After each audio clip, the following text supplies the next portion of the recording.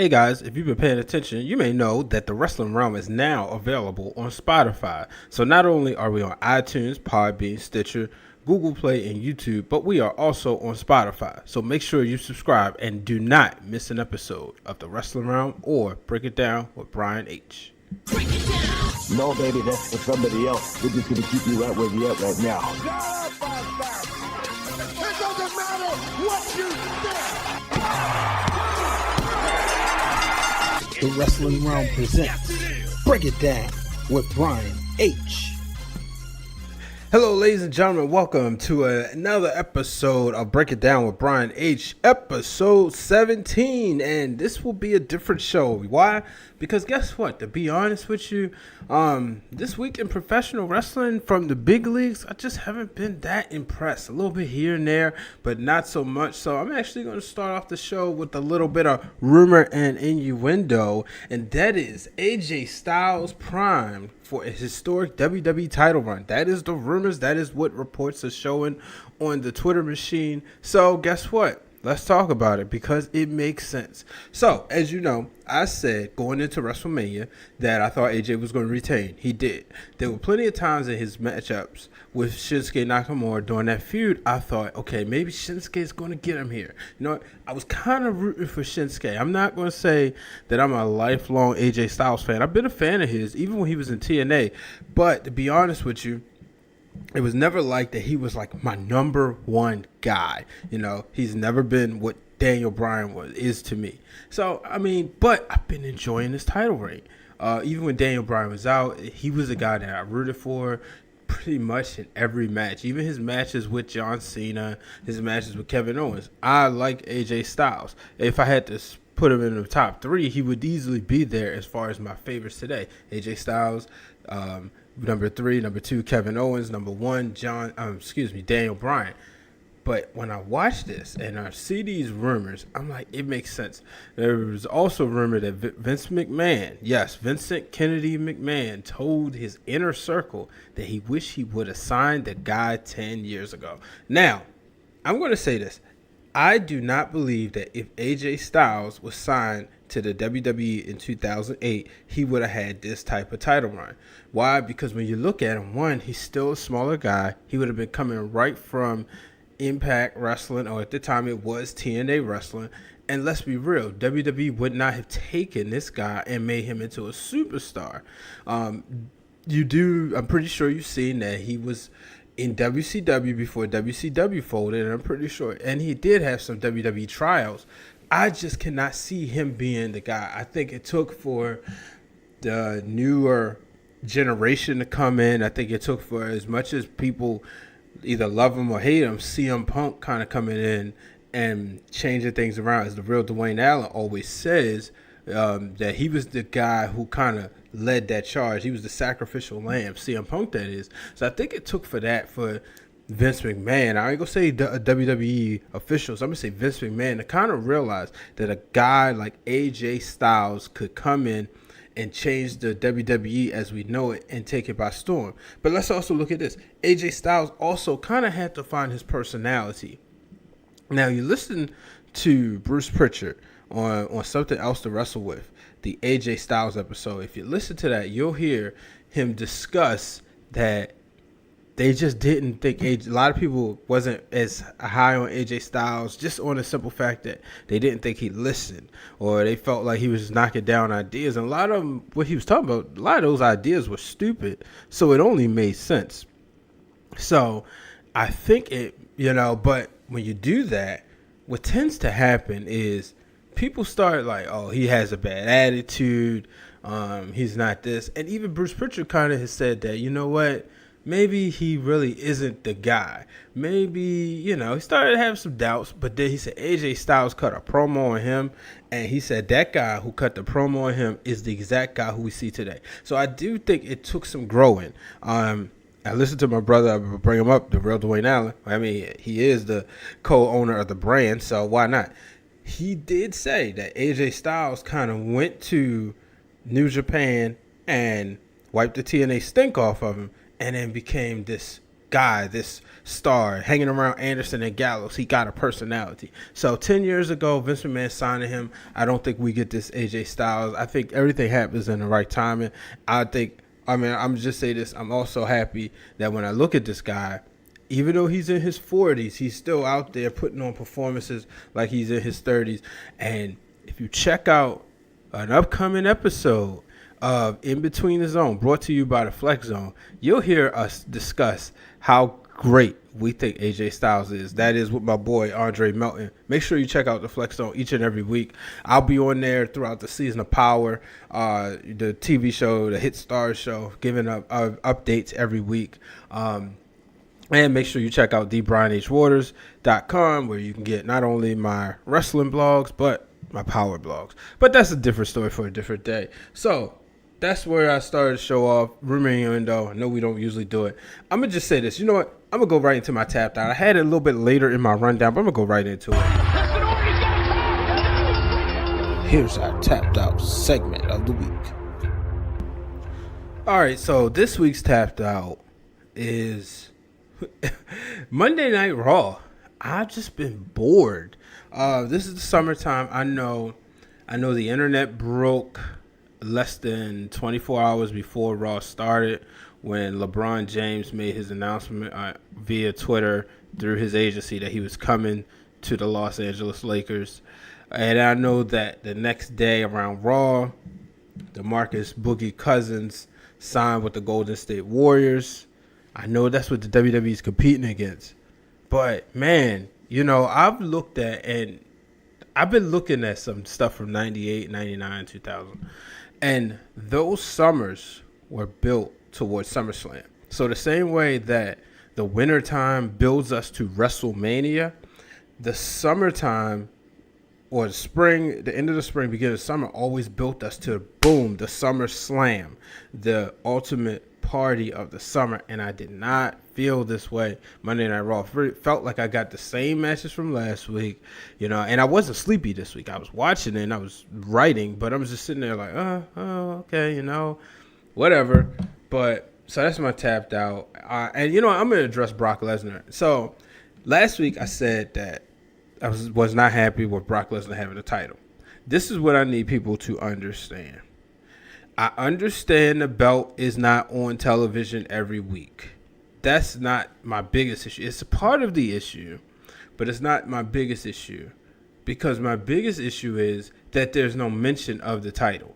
It's like the Universal title is an afterthought. And people may say, well, you have Bobby Lashley and Roman Reigns, and they're battling for it. That title is too new to be gone that long. I felt that when Brock Lesnar was the WWE champion during his run when he beat up John Cena and introduced him to Suplex City, I felt there was more mention of the WWE Championship then than there is now. That is my biggest issue. There's hardly any mention of it. And then you have guys who really don't look like they're ready to be the guy to dethrone him. So, yeah, sure, Braun Strowman. But am I really supposed to buy that Bobby Lashley? Are we really going to get this? Are we really going to see Bobby Lashley turn in the next corner? Yeah, I think I would like to see the match, but can we really sell that to advertisers? And then there's the rumor about SummerSlam. So that's my issue. It's Brock Lesnar being the champion, and then the champion not being there, and then there's hardly any mention of the championship belt. And it's not even like Brock Lesnar's doing appearances or showing the title. So take it what you want. I know a lot of people don't agree, and that's fine. That's what we do. Agree to disagree. It's all good. It's all fun and games. So moving on to SmackDown this week. So, yeah, we're finally going to get into some current stuff, right? Don't worry, I'm not staying here too long, folks. So, but Team Hell No, but probably the most interesting thing on SmackDown. So they started off the show, and I love how Daniel Bryan did not forget what happened. And he reminded Kane, he said, you chokeslammed me. You tried to end my career. If you're not mistaken, if you remember, Kane was Daniel Bryan's last WWE World Heavyweight Championship title defense when he successfully defended the title against him at Extreme Rules 2014. And, you know, I get a little sad watching the match knowing that, like, man, that's the last time my guy had the belt. But that was it. Kane tombstone him, and then he reminded him of what he did to his wife. So he said, you know, yeah, they hug and they had a relationship, but he's like, you owe me an apology. Backstage later, they would go over everything, and Daniel Bryan had dates. You know, as we say, he had receipts. But, you know, Kane said, look, it's squash. That's a thing of the past. Come on now. And, you know, blame Big Cass. I don't think we get this if Big Cass doesn't pull off the dumbest of dumbest moves, you know, throwing away essentially his WWE job. But tonight we saw Daniel Bryan and Kane take on the Usos. I think if anybody's watched, you think, oh, yeah, the Usos will win this match that way. Because if they won, they would have been inserted into the WWE SmackDown Live Tag Team Championship match. But unfortunately for them and their fans, they did not. So we will get a one-on-one match between Daniel Bryan and Kane, a.k.a. Team Hell No, taking on the Bludgeon Brothers. Should be interesting. If it's anybody who on SmackDown who could take them out, why shouldn't it be Team Hell No? After all, they got the big red monster and the big red machine, Kane. So, also in SmackDown, tag team division, Sanity taking on, interrupting the New Day. Like where this is going, I think this is a perfect way to have another tag team feud without the title being involved. I want to see what's going to happen with the Usos, though. And I want to see what happens when the Bar comes back. They're probably on a well-deserved vacation. I mean, these guys have been running just as hard as the New Day when you look at it. So I want to see what's going to happen with them. Maybe we can get some life breathed into the WWE tag team division on SmackDown. So let's move on to the women's division. Let's stay with the men's. AJ Styles, he beat Aiden English, and then Rusev put him in the accolade and remind him that it's Rusev Day. I think the best thing I like about this is that the fans are chanting Rusev. So AJ Styles is not in a ring by himself because it's AJ Styles, Rusev Day. This is going to be fun to watch. Don't think AJ Styles loses the title here, especially if the rumors are true. But even if they aren't, I just don't think this is where he loses it. But I do think this is a place where Rusev can show where he can go. It's also kind of like a gift after being the sacrificial lamb to help restore the prestige of the Undertaker, which rumors came out that word or news came out that Rusev laughed at Vince McMahon when he told him that would be his match, and that's the reason why he was temporarily removed for the match. I just think that's funny because that sounds like a Rusev move, and it's probably on a day that Vince McMahon wasn't feeling like it, because listen to the way people talk, it seemed like he can be moody. It seemed like he can have days where he's like, all right, okay, I'm up for jokes. Then it seemed like days he was not really for it. Take a look at when Titus got suspended. Probably wasn't the best time, even though Titus was just saying, hey man, ladies first. It's the wrong place, the wrong time. But I don't think it was a malice there. He just kind of had to, teach a lesson. So, let's move on. Let's stay with SmackDown. The women. Carmella, she got upset at James Ellsworth, who finished in a double count-out match against Asuka. So, she wasn't happy. I guess she wanted him to beat her and weaken her up for their match coming up at Extreme Rules.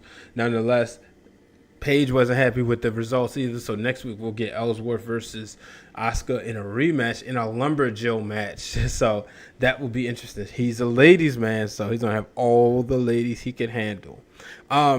For Monday Night Raw, before we get into the friendship issue, if you don't know, Alexa Bliss will defend her Raw Women's Championship against Nia Jax in a Extreme Rules match. So I can't wait to see what happens. Alexa Bliss, she won her first women's title in a table match against Becky Lynch, and that was kind of when we saw, like, okay, she's here. So I want to see what happens now. But moving on, Sasha and Bayley, they did their counseling. It was entertaining. Not gonna say it was completely stupid, but it was entertaining. But I want to see where they go from here.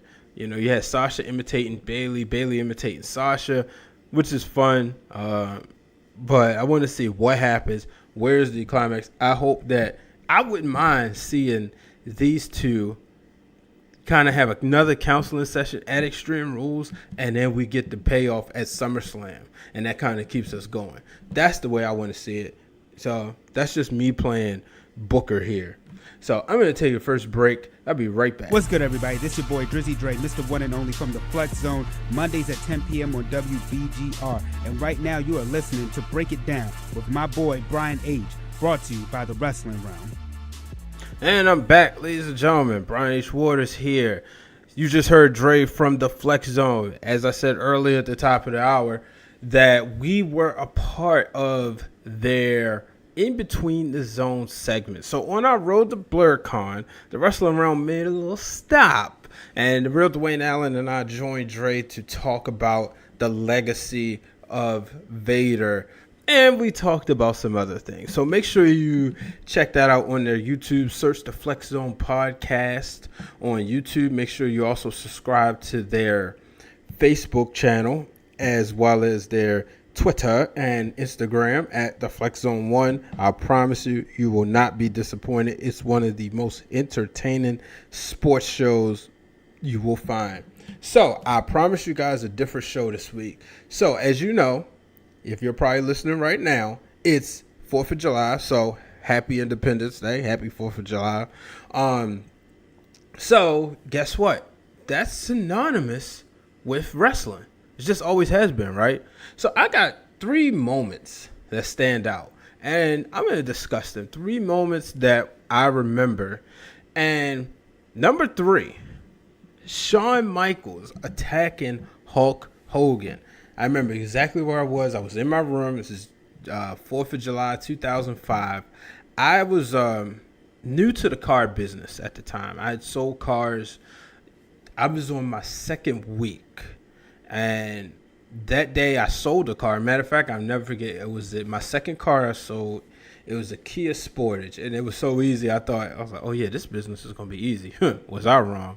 But yeah, I sold a black Kia Sportage, and I got home in time to watch wrestling. You know, I think I had a burger somewhere. I think we had a cookout at the dealership. That dealership's no longer up, but funky business that is. But anyway. I had a burger, came home, think we had a cookout, went to my room, watching Monday Night Raw. I find out Hulk Hogan, Shawn Michaels are teaming up. Now, as you know, I was not the biggest Shawn Michaels fan. Why? Because I'm a Bret the Hitman Hart fan. Duh. But he was teaming with Hogan. I said, all right, I can get with this. And at the end, it was Shawn Michaels hitting Hulk Hogan with the sweet chin music, leaving my mouth wide open. I couldn't believe he did that. He just took out my favorite wrestler of all time. How could he do such a thing? But it led to us getting Shawn Michaels and Hulk Hogan at at SummerSlam that year.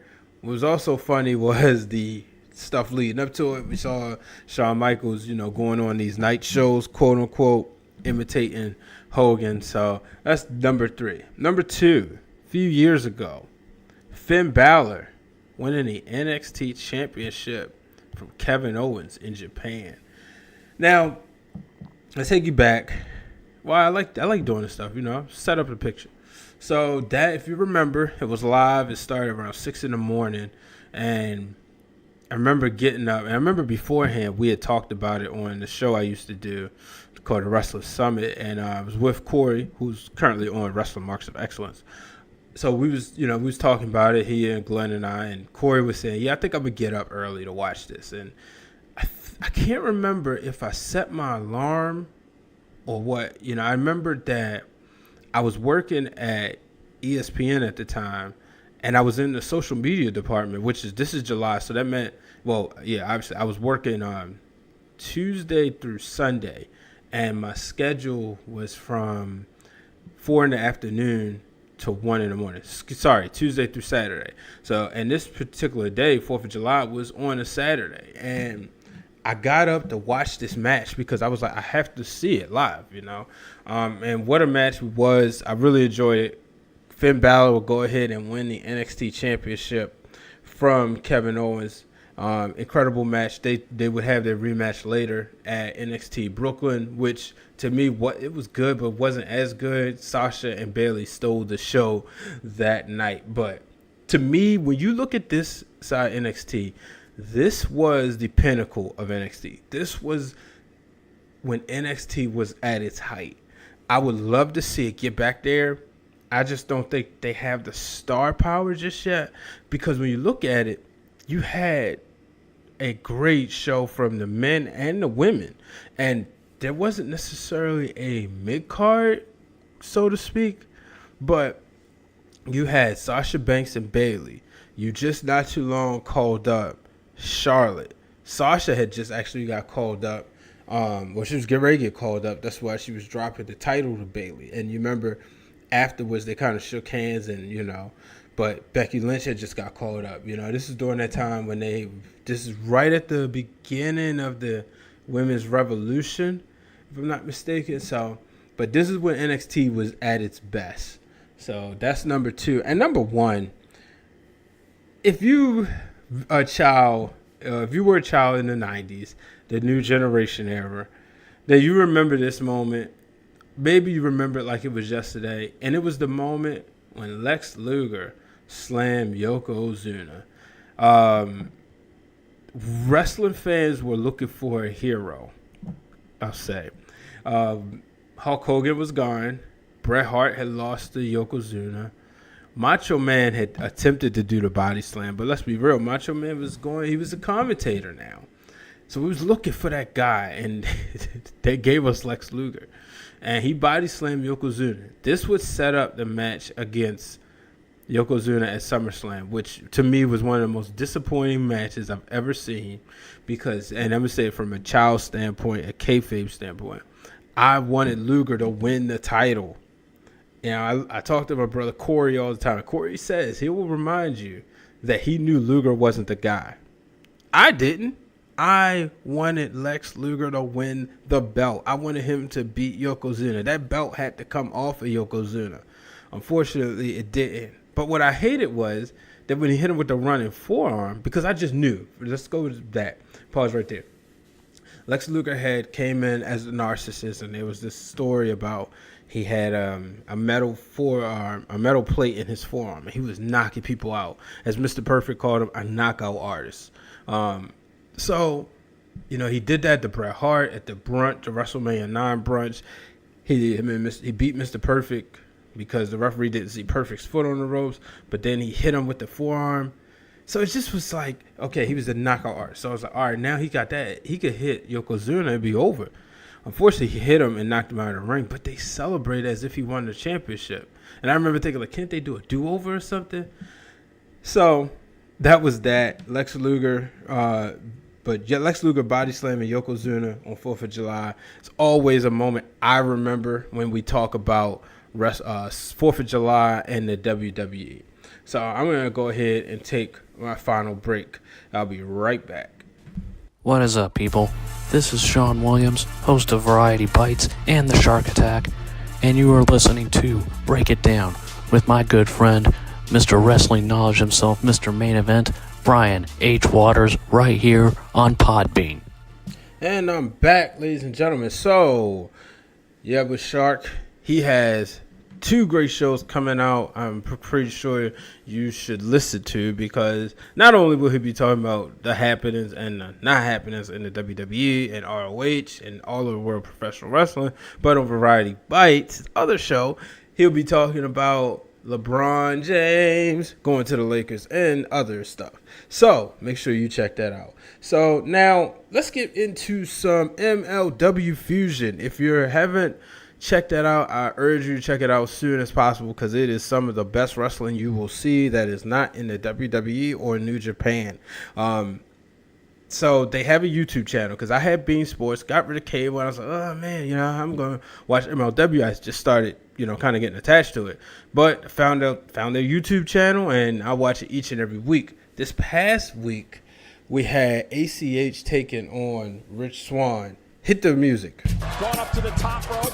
It's time for this week's Top Rope segment of the week. So yes, that's my top rope of the week. What an incredible match. These two went at it. It was ACH coming out on top with the victory. But like I said, this is a great promotion. I definitely recommend you watch it. And this is a great match. If you're familiar with ACH and Rich Swann's work, which if you've been watching WWE in the Cruiserweight division, you are familiar with Rich Swann. But if you aren't familiar with ACH, I urge you to check him out. He's just an incredible wrestler. And, this is great storytelling. So I urge you to check that out ASAP. Like I said, go to their YouTube channel. Their champion, Shane Strickland, each and every week is putting on some good stuff. And then what I like about it, to me, it has like that WCW type feel in a good way. Because you have, these young guys, but then you have some of the older guys there, like MVP. So you're getting a mix, and you got Low Key over there as well. But then you have one of the greatest voices in the world of professional wrestling, and his name is Tony Schiavone. So I promise you'll enjoy that if you're a Tony Schiavone mark like me. So moving on, New Japan this Friday. If you're listening, if you already listened, if this podcast falls into your rotation at the end of the week, you might already know the results. But this Friday, Kenny Omega, the IWGP Heavyweight Champion, will be defending his title against Cody Rhodes. Now, Cody Rhodes came up short last weekend at Best in the World. He told us that he was coming with 2 titles to All In, and he was going to, secure the NWA World's Championship there. But guess what? He didn't win the ROH World Championship, which we'll get into later as who did. But Cody did go ahead, and he's going to attempt to beat Kenny Omega coming up. We know he beat Omega at Supercard of Honor in a match that I didn't really enjoy as much as I thought I would. As I said, going into it, I thought that was one of the matches I was looking forward to the most. Unfortunately, I was disappointed. So hopefully this Friday, I will not be disappointed. So it's time for Wrestling for the Culture. It's time for Wrestling for the Culture, where we take a look inside to see what the wrestlers of color have been doing this week. Wrestling for the Culture is brought to you by BryanHWaters.com, where you can find my thoughts and whatever I feel like writing about right there. So this week, the best of news, Cedric Alexander marries his longtime significant other, the one, the only Ariel Monroe. This week, Cedric completes the best year of his life. I mean, he won the title at WrestleMania. Second African American to win a title at WrestleMania. The first male. We all know last year Naomi was the first. Then he marries Ariel Monroe, his sweetheart. At the end of the day, titles come and go, but finding a significant other is something that we pray lasts for life. So congratulations to Cedric, congratulations to Ariel. And if you do not know, she is a wrestler. And guess what? She wrestled the next day. And she competed in a tournament in California after getting married in Florida. And a tournament she made all the way to the finals. The title of their wedding theme was Johnson Mania, and that's what she showed. So, as mentioned earlier, Jay Lethal became the new ROH Heavyweight Champion of the world, defeating Matt Taven, Cody Rhodes, and the champion Dalton Castle. So, Jay Lethal becomes a 2-time Ring of Honor World Champion. That was on a taping. Faye Jackson celebrates her birthday, and guess what? Celebrated in the ring as she wrestled, and she got a win. So happy birthday to Faye Jackson. Congratulations on your win at CWF Mid-Atlantic Wrestling. And last but certainly not least, next week on 205 Live, we finally get the match between Cedric Alexander and Hideo Itami, and I can't wait. But ladies and gentlemen, I kind of think this is Hideo's time. I think he's going to take the title. Only time will tell. But ladies and gentlemen, that will do it for this week's edition of Break It Down with Brian H. Make sure you are subscribed to the podcast on iTunes, on Podbean, on Google Play, on Spotify, and especially on YouTube. Make sure you like us on Facebook at The Wrestling Realm. Also me, Brian H. Waters. Also you follow us on Twitter and Instagram at Wrestling Realm. Follow me at Brian H. Waters. Ladies and gentlemen, make sure you tune in to the Flex Zone, In Between the Zone. I promise you get the Wrestling Realm in full force. Me, the real Dwayne Allen, we talking wrestling, doing what we do best. Till the next time, folks, I'm Brian H. Waters. So long, everybody.